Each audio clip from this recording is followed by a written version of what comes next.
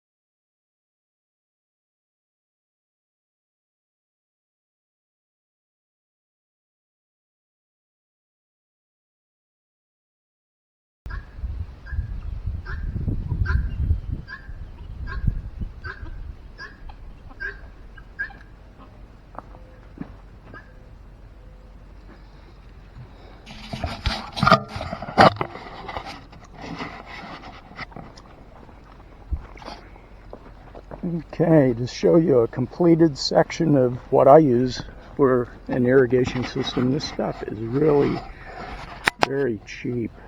I buy it on Amazon. I believe it's all 1/4 inch. So you begin with a hose fitting. It's this piece, and you'll need that for each run. Then you go along with the hose, and you use a T to branch off for an emitter at the end. And so they call them drippers, but they're emitters.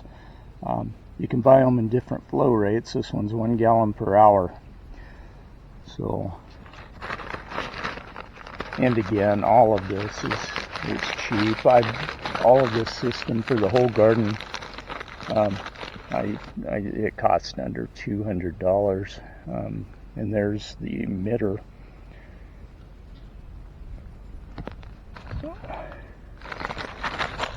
And then as you go along, you have a T. You buy different shapes, but here's the T. Back of these, I think it's negligible price, $5 or something for a bag of 50. All of this stuff's dirt cheap. So then to join hoses, you could buy a straight fitting. I just use all T's, and then I'll cut a short section and use a plug.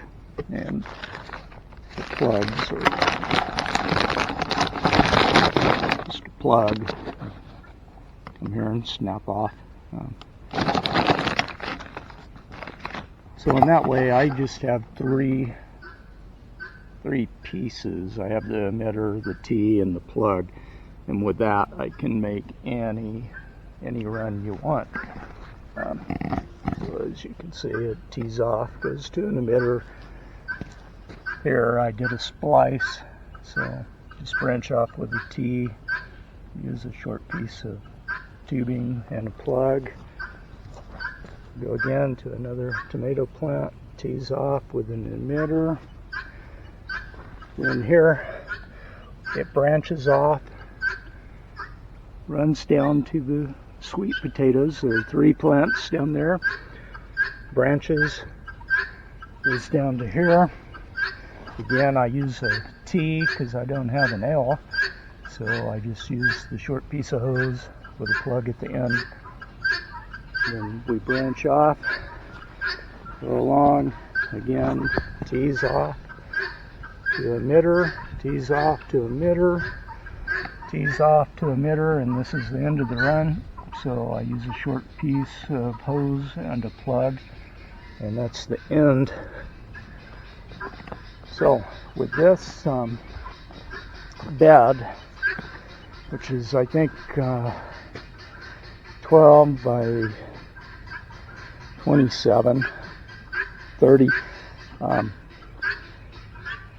branch off. In here will be squash beds. So there'll probably be 1, 2, 3, 4, 5, 6 beds. I'll branch off here and do the same thing, and then so there'll only be one circuit here, and that will water this whole thing, no problem. And then so I'll run a hose. Fortunately, I have water right there, so the hose will come in to this manifold. The manifold, it will connect here. Then I can use hoses I'll just need one more in this case for this bed, which will be okra.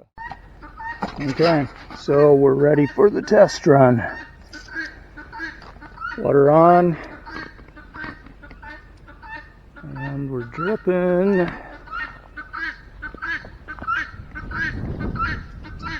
here, dripping here, a little slower. I think I need to probably put a new dripper on there. Okay, and then we have water on all the other plants, so we're good. Hey, Guinea, quiet.